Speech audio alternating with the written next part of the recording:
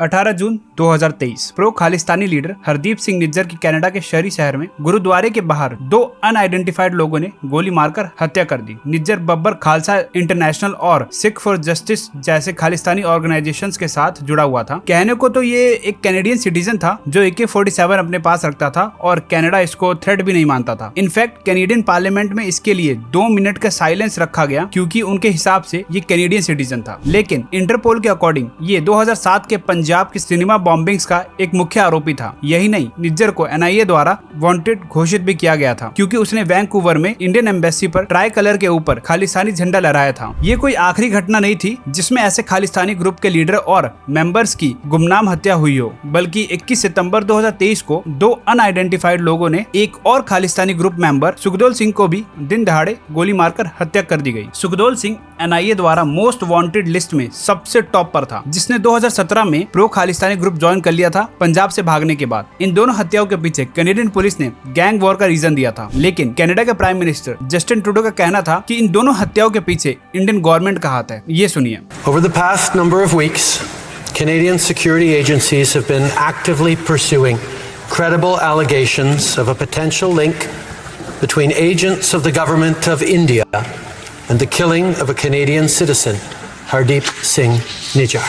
Justin Trudeau ने सितंबर 2023 में Canadian parliament में अनाउंस किया कि कनेडियन इंटेलिजेंस के पास क्रेडिबल एविडेंस है कि इंडियन एजेंट्स ने इन दोनों मर्डर्स को अंजाम दिया है। हालांकि इसका कोई क्लियर एविडेंस कनेडियन गवर्नमेंट ने अभी तक शो नहीं किया है। जस्टिन ट्रूडो के डायरेक्ट इल्जाम लगाने की वजह से इस डिस्क्लोजर ने एक डिप्लोमेटिक फायरस्टॉर्म को जन्म दिया है, क्योंकि इसने इंडिया पर अपने सिटीजन्स के खिलाफ एक्स्ट्रा टेरिटोरियल एक्शंस का इल्जाम लगाया गया था। ये इंडियन कनाडा की कॉन्फ्लिक्ट की जड़ें पंजाब में सिख सेपरेटिस्ट मूवमेंट से जुड़ी हुई है, जो 1980 के दशक में खालिस्तानी नाम के स्वतंत्र सिख राज्य की मांग कर रही थी। हालांकि 1990 के शुरुआती दौर तक ये विद्रोह काफी हद तक कम हो गए थे, लेकिन इसके अवशेष आज भी पूरी दुनिया के सिख कम्युनिटी पर समय समय पर इम्पैक्ट डालते हैं, खासकर कनाडा में, जो भारत के बाहर सिखों की सबसे बड़ी आबादी को होस्ट करता है। कनेडियन PM द्वारा लगाई गई एलिगेशंस की वजह से दोनों देशों के बीच बहुत टेंशन बढ़ती जा रही है। तो चलिए आज हम इस वीडियो में इस पूरे कॉन्फ्लिक्ट को डिटेल में समझते हैं और जानते हैं कि कैसे इसकी शुरुआत हुई, इसका दोनों देशों पर इम्पैक्ट क्या रहा और कैसे इसको सॉल्व किया जा सकता है। पहले इसका हिस्टोरिकल कॉन्टेक्स्ट समझते हैं। तो शुरुआत करते हैं खालिस्तानी मूवमेंट से। 1930s के दौरान जब भारत में ब्रिटिश राज अपने अंतिम चरण पे था, तब अलग सिख राज्य की मांग उठनी शुरू हो गई थी। 1940 में खालिस्तान के नाम पर एक पैम्पलेट बांटे गए पंजाब में, जिसको आर्थिक और राजनीतिक समर्थन दिया सिख कम्युनिटी ने, और 1980 एंड तक इस मूवमेंट ने पूरी तेजी पकड़ ली थी। इवन 1971 में सिख आतंकवादी नेता जगजीत सिंह चौहान ने बताया कि जुल्फिकार अली भुट्टो ने इस पूरे मूवमेंट का पूरे तरीके से सपोर्ट किया। अब भुट्टो का ये सपोर्ट सब जानते हैं। 1971 इंडो पाकिस्तान वॉर का रिएक्शन था। हालांकि भुट्टो की कोई सहानुभूति नहीं थी इंडिया में रह रहे सिख से। उसका मोटिव हालांकि कुछ और ही था, केवल भारत में अशांति फैलाना। और जैसे भारत ने बांग्लादेश को अलग करके पाकिस्तान से एक नया देश बनाया, वैसे ही उनका मोटिव था कि पंजाब को भारत से अलग करके एक नया देश बनाया जाए। इस मूवमेंट के कई सोशियो पॉलिटिकल फैक्टर्स ने सपोर्ट किया, जैसे इकोनॉमिक डिस्पैरिटीज, रिलीजियस डिस्क्रिमिनेशन और सिख की पॉलिटिकल नीड्स का इग्नोरेंस। यही नहीं, इस मूवमेंट ने कई की फिगर्स को भी जन्म दिया, जैसे जरनैल सिंह भिंडरवाला। इस खालिस्तानी मूवमेंट के चलते हिस्टोरिकल इवेंट्स जैसे 1984 में ऑपरेशन ब्लू स्टार और एयर इंडिया फ्लाइट 182 बॉम्बिंग्स 1985 जैसे दर्दनाक हादसों ने जन्म भी लिया। ऑपरेशन ब्लू स्टार एक military operation prime minister Indira Gandhi द्वारा ऑर्डर किया गया, ताकि भिंडरवाले और उनके आर्म्ड सपोर्टर्स जो गोल्डन टेम्पल के कॉम्प्लेक्स में छुपे हुए थे, उनको निकाला जा सके। इस ऑपरेशन ने सिर्फ गोल्डन टेम्पल ही नहीं, बल्कि सिख कम्युनिटी की फीलिंग्स को भी बहुत हर्ट किया, क्योंकि इसे उनकी धर्म की आइडेंटिटी पर हमला समझा गया, क्योंकि गोल्डन टेम्पल सिख कम्युनिटी के लिए बहुत मायने रखता है। इसके बाद दिल्ली और दूसरे शहरों में एंटी सिख राइट शुरू हुए, जिसमें हजारों लोगों की जान गई, जो सिख कम्युनिटी के लिए इंडियन गवर्नमेंट्स के खिलाफ ग्रीवियंसेस को और गहरा कर दिया। बात करें एयर इंडिया फ्लाइट 182 बॉम्बिंग्स की, तो इसका मास्टरमाइंड इंद्रजीत सिंह रेवात और तलविंदर सिंह परमार, जो एक बब्बर खालसा जैसी खालिस्तानी ऑर्गेनाइजेशन के मेंबर था। इंद्रजीत सिंह रेवात के नाम को थोड़ा याद रखिएगा, क्योंकि आगे हम अपनी वीडियो में बताएंगे कि कैसे इसके तार PM जस्टिन ट्रूडो के साथ जुड़े हुए हैं। ये घटना 329 पैसेंजर की मौत और ये बॉम्बिंग एविएशन टेररिज्म का एक सबसे बड़ा इंसिडेंट माना जाता है, और इसे इंडियन गवर्नमेंट के खिलाफ गुस्से का प्रतीक समझा गया। इस इंसिडेंट ने सिख कम्युनिटी और इंडियन स्टेट के बीच टेंशंस को और बढ़ा दिया। अब लौट आते हैं अपने इंडिया और कनाडा कॉन्फ्लिक्ट पर। तो देखो, बात यह है कि घटनाओं के बाद इंद्रजीत सिंह, हरदीप सिंह निज्जर, सुखदोल सिंह और गुरुपतवंत सिंह पन्नू जैसे लोग कनाडा में खुद को हाइड आउट करना स्टार्ट कर दिया था। कनाडा में सिख कम्युनिटी ने खास तौर पर ब्रिटिश कोलंबिया और ओंटारियो जैसे प्रोविंसेस में काफी ग्रोथ देखी, जिसका गहरा असर कनाडा की पॉलिटिकल जर्नी पर भी दिखा, और बहुत से सिख डायस्पोरा के लोग पॉलिटिकली एक्टिव हुए, खालिस्तानी आइडियल्स को एडवोकेट एडवोकेट करते हुए और ग्लोबल लेवल पर सिख इशू उठाते हुए पॉलिटिकली एंगेज सिख कम्युनिटी ने कनेडियन पॉलिटिक्स पर असर डाला, जहां कुछ पॉलिटिशियन उनके कंसर्न्स को समझने की कोशिश करते हैं ताकि इलेक्टोरल में सपोर्ट मिल सके। इनका मोटिव इंडिया के बाहर जाकर इंडिया की पॉलिटिकल स्टेबिलिटी को हार्म पहुंचाना होता है। लेकिन जानते हैं कि आखिर ये सब फ्यूल अप हुआ कैसे। चलते हैं फरवरी 2018 में, जब जस्टिन ट्रूडो ने इंडिया में विजिट किया, जिसको कनेडियन हाई कमिश्नर ने होस्ट किया न्यू दिल्ली में। कनेडियन मीडिया ने बताया कि विजिट का पर्पस इंडिया और कनाडा के बीच डिप्लोमेटिक और ट्रेड रिलेशंस को स्मूथ करना था, स्पेशली तब जब इंडिया को लग रहा था कि कनाडा खालिस्तानी मूवमेंट को काफी तेजी से सपोर्ट कर रहा है। डिनर में सब कुछ ठीक चल रहा था। एक अनवांटेड गेस्ट जस्टिन ट्रूडो द्वारा इनवाइटेड था, जिसका नाम था जसपाल सिंह अटवाल। जसपाल एक Khalistani group international Sikh youth federation का मेंबर था, जबकि ये वही ग्रुप था जो कनाडा पब्लिक सेफ्टी की वेबसाइट पर एज ए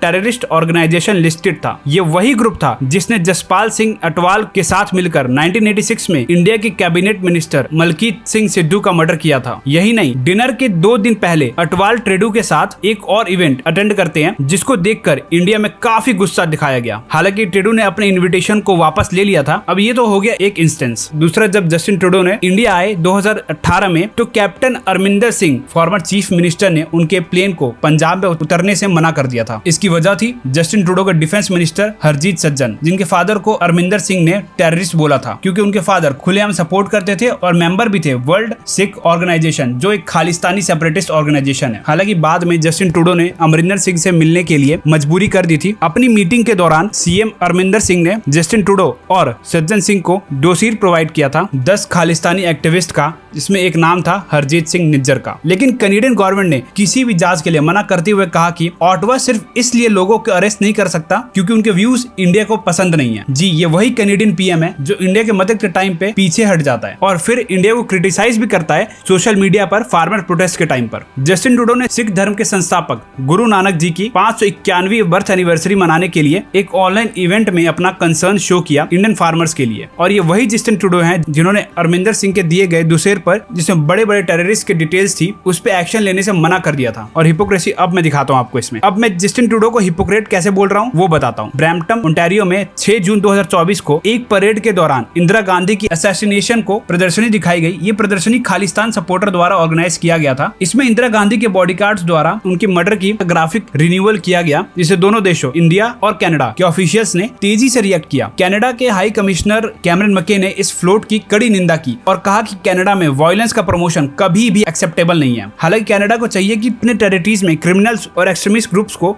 शेल्टर ना दे और उन पे कड़ा एक्शन ले, जो कि उन्होंने नहीं किया, जो कि दर्शाता है साफ साफ कि जस्टिन ट्रूडो कितने बड़े हिपोक्रेट हैं। अपने फ्रीडम ऑफ एक्सप्रेशन के नाम पर हेट और वायलेंस को बढ़ावा देना बंद करके उन्होंने खालिस्तानीज पर एक्शन लिया होता तो शायद इंडिया और कनाडा के रिलेशंस काफी बेहतर हो सकते थे। अब बात करते हैं पन्नू, जो कि एक डेजिग्नेटेड टेररिस्ट है बाय इंडिया और जो कि Sikh for justice Khalistani organisation का एक लीडर भी है। उसने बताया कि कैसे उसने जस्टिन ट्रूडो के साथ इंटेलिजेंस शेयर कर रहा है। पन्नू का कहना था कि सिख जस्टिस यानी SJK पिछले 3 साल से कनेडियन पीएम जस्टिन ट्रूडो के साथ इंफॉर्मेशन शेयर कर रहा है अगेंस्ट इंडिया। ये वीडियो में आप सुन सकते हैं।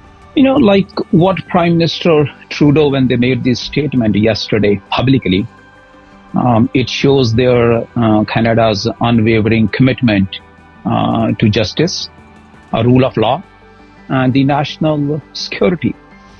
And Sikhs for Justice have been communicating with the Prime Minister office for the last 2 to 3 years, detailing all the spy network that Indian High Commissioner who has been। तो अब आप समझ ही गए होंगे जस्टिन ट्रूडो कितने बड़े देशभक्त हैं और कितने बड़े ड्रामेबाज। और आपके मन में ये सवाल आ रहा होगा कि आखिर जस्टिन ट्रूडो खालिस्तान को सपोर्ट कर ही क्यों रहे हैं। पिछले 2 इलेक्शन में जस्टिन ट्रूडो की पार्टी कोई खासा प्रदर्शन नहीं कर रही है। 2021 में जस्टिन ट्रूडो की पार्टी को सिर्फ 157 सीट मिली 338 में से, और पूरी मेजोरिटी गवर्नमेंट बनाने के लिए 170 सीट चाहिए। इसके लिए उन्होंने जगमीत सिंह के साथ हाथ मिलाया, यानी न्यू डेमोक्रेटिक पार्टी के NDP। आपको बता दूं, जगमीत सिंह एक खालिस्तानी सिंपैथाइजर है, यानी जगमीत सिंह इंडिया के अगेंस्ट हमेशा से ही थे और इंडिया के अगेंस्ट सैंक्शंस लगाने की बात करते हुए मीडिया पर दिखाई भी देते थे। इस वीडियो में देखिए। Sanctions that you were putting forward. I want to ask about the sanctions that you want to put forward. How do you balance that against Canada's economic interests and suggesting severe sanctions when that would have potentially devastating effects in Canada's economy? I thank you for the opportunity to clarify. I mentioned very severe sanctions on Indian diplomats. Policy. So given the fact, I mean, let's just take a moment. We got the RCMP that said that Indian diplomats or hiring criminal elements to shoot at Canadians.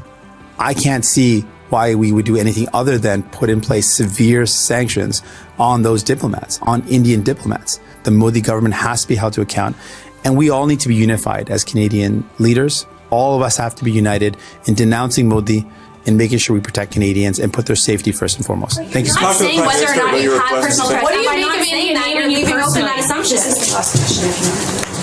We're gonna let her. He's gone. He's gone.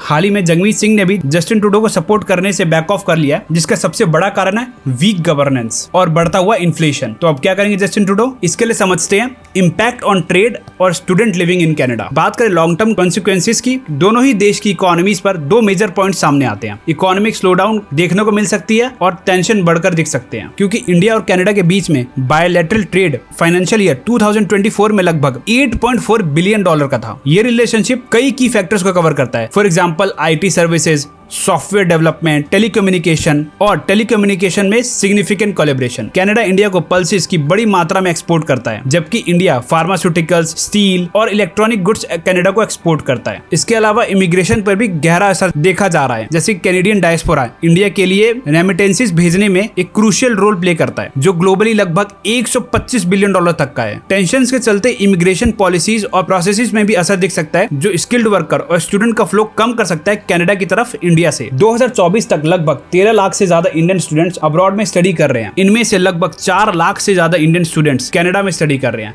जो कि overall international students का लगभग 40% है। अब India और Canada के बीच diplomatic tensions के चलते इन इंडियन स्टूडेंट्स के लिए एक नया चैलेंज क्रिएट हो गया है, जैसे वीजा डिलेज और प्रोसेसिंग टाइम में ज्यादा समय लगना। इसके अलावा कैनेडियन गवर्नमेंट ने नए कुछ रिस्ट्रिक्शंस इंट्रोड्यूस किए हैं, जिससे स्टूडेंट परमिट प्रोसेसेस और स्लो हो गए हैं। इस वजह से स्टूडेंट को अपने एजुकेशन प्लान को डिफर करना पड़ रहा है या उन्हें दूसरे ऑप्शंस पर विचार करना पड़ रहा है। इसके अलावा इंडिया की मिनिस्ट्री ऑफ एक्सटर्नल अफेयर्स ने भी स्टूडेंट्स को वार्न किया कि सेफ्टी कंसर्न्स के लिए, जिसकी वजह से काफी पेरेंट्स अपने बच्चों की सेफ्टी के लिए परेशान हैं। लेकिन कई स्टूडेंट्स ने कहा है कि उनकी डेली लाइफ पर पॉलिटिकल टेंशंस का ज्यादा असर नहीं पड़ता है। फिलहाल के लिए जो दोनों देश डिप्लोमेटिक रिलेशंस में बिल्कुल रॉक बॉटम जा चुके हैं, और हो ना हो इस डिप्लोमेटिक रिफ्ट्स की वजह से इंडियन स्टूडेंट्स दूसरी एजुकेशन रूट्स को भी एक्सप्लोर करेंगे, जैसे जर्मनी का ऑप्शन और बहुत सारी यूरोपियन कंट्रीज जो अभी अट्रैक्टिव ऑफर कर रही हैं, for example France, Norway, Netherlands और एंड मैनी मोर। तो आगे वे फॉरवर्ड क्या है, ये वीडियो देखिए। Their asks of us was, well, how much do you know? Give us the evidence you have on this. And our response was, well, it's within your security agencies. You should be looking into how much they know. You should be engaging. It's, oh, no, tell us what you know. Show us the evidence. And at that point, it was primarily intelligence, not hard evidentiary proof. 16 अक्टूबर 2024 को Justin Trudeau ने media के सामने accept किया कि उनके पास कोई भी पुख्ते सबूत नहीं है। He is literally a liar, मतलब ऑन टीवी झूठ बोलना कोई इनसे सीखे। लिटरली एक प्राइम मिनिस्टर ऑन टीवी झूठ बोल रहा है और एक्सेप्ट भी कर रहा है कि उसने जो पार्लियामेंट में उस टाइम पे कहा था, उस टाइम पे उसके पास कोई सबूत ही नहीं था। मतलब ओपनली झूठ बोला था उन्होंने अपने पार्लियामेंट में खड़े होके। अब ये तो कंफर्म है कि 2025 में जस्टिन ट्रूडो की सरकार गिरने वाली है, और क्योंकि अपनी सरकार बचाने के लिए, पावर में बने रहने के लिए जस्टिन ट्रूडो इश्यूज सॉल्व करने की बजाय जगमीत सिंह को चेज कर रहे हैं, जिसके लिए ट्रूडो लगातार भारत पे हरदीप सिंह निज्जर की मौत का आरोप लगा रहे हैं। ओवरऑल जस्टिन ट्रूडो का ये टिपिकल पॉलिटिशियन बिहेवियर है, जिसने अपने सिटीजन्स को ही इग्नोर किया है। कनाडा में एक के बाद एक टेम्पल्स पर अटैक हुए, उनको भी इग्नोर किया है। यहाँ तक कि खुलेआम इंडियन डिप्लोमेट्स को मिल रही धमकी पर कोई एक्शन नहीं लिया। फिलहाल तो कनाडा अपनी 5i और G7 नेशंस के अलाई के सपोर्ट के साथ इंडिया पर सैंक्शंस लगाने की कोशिश कर रहा है, और ये तो हम सभी जानते हैं कि वेस्ट हमेशा से ही इंडिया को टारगेट करने की कोशिश करता रहा है, फिर वो चाहे रशिया से ऑयल डील्स हो या ईरान के साथ ट्रेड को लेकर इश्यूज हो। वीडियो के एंड में बस इतना ही कहना चाहूंगा कि दोनों देशों के म्यूचुअल सिक्योरिटी इंटरेस्ट भी एक इंपॉर्टेंट फैक्टर है। अगर इंडिया और कनाडा मिलकर टेररिज्म और एक्सट्रीमिज्म के खिलाफ काम करते हैं, तो ये सिर्फ उनके इंटरनल सिक्योरिटी ही नहीं, ओवरऑल रिलेशंस को मजबूत करेगा और ग्लोबल सिक्योरिटी एफर्ट में भी मदद करेगा। वीडियो पसंद आए तो मुझे सपोर्ट करना प्लीज मत भूलिएगा, और ऐसे ही आई ओपनर वीडियोस के लिए मेरे चैनल को सब्सक्राइब जरूर करिएगा। तो मिलता हूं आपसे अगली वीडियो में, जब तक के लिए जय हिंद, जय भारत।